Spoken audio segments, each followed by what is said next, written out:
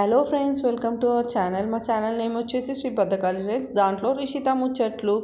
ఎవరైతే మా ఛానల్ని ఫస్ట్ టైం చూస్తున్నారో సబ్స్క్రైబ్ చేసుకోండి. మేము పెట్టే ప్రతి ఒక్క వీడియో నోటిఫికేషన్గా వస్తుంది.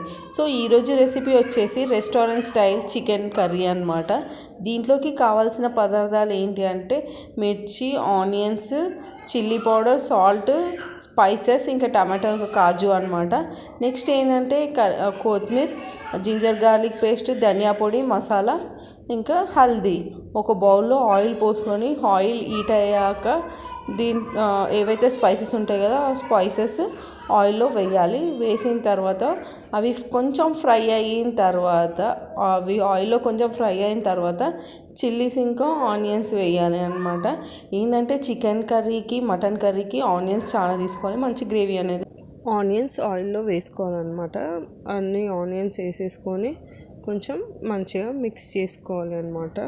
ఆయిల్లో మంచిగా చిల్లీస్, ఆనియన్స్ మంచిగా మిక్స్ చేసుకొని కాసేపు ఫ్రై అవ్వనివ్వాలి అనమాట.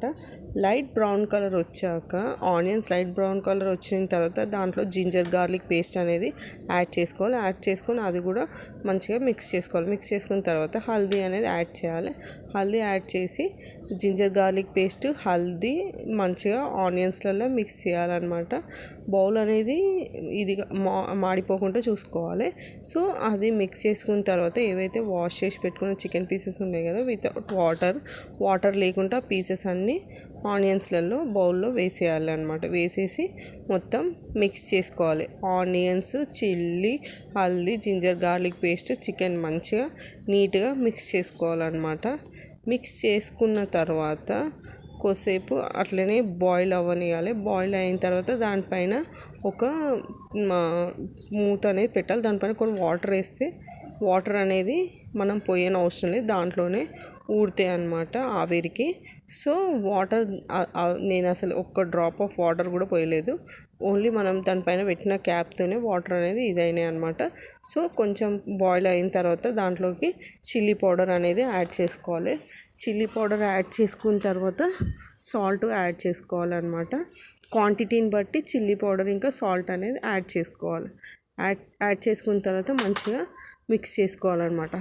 చిల్లీ పౌడర్ ఇంకా సాల్ట్ పీసెస్కి మంచిగా పట్టేలాగా మంచిగా మిక్స్ చేసుకోవాలి. మిక్స్ చేసుకొని కొద్దిసేపు బాయిల్ అవ్వనివ్వాలన్నమాట. బాయిల్ అయిన తర్వాత ఏదైతే కాజు ఇంకా టమాటా ఉంది కదా అది పేస్ట్ చేసుకోవాలి. పేస్ట్ చేసుకొని ఇది కొంచెం చికెన్ బాయిల్ అయిన తర్వాత ఆ పేస్ట్ అనేది వేయాలి.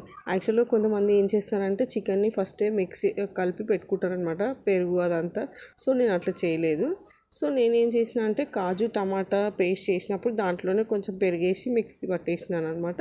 ఆ పేస్ట్ అనేది అందులో చికెన్లో పోసిన తర్వాత మంచి మిక్స్ చేసిన తర్వాత దీంట్లో గరం మసాలా ఉంటుంది కదా, అన్ని స్పైసెస్తో ప్రిపేర్ చేసిన గరం మసాలా అనేది వేసి మంచిగా మిక్స్ చేసాము. మిక్స్ చేసిన తర్వాత టేస్ట్ కోసం ధనియాల పొడి అనేది మిక్స్ చేసాము. మసాలా ఇంకా ధనియాల పొడి అనేది మంచిగా మిక్స్ అయ్యి మంచిగా పీసెస్కి పట్టేటట్టు మంచిగా కాసేపు బాయిల్ అవ్వనియాలి.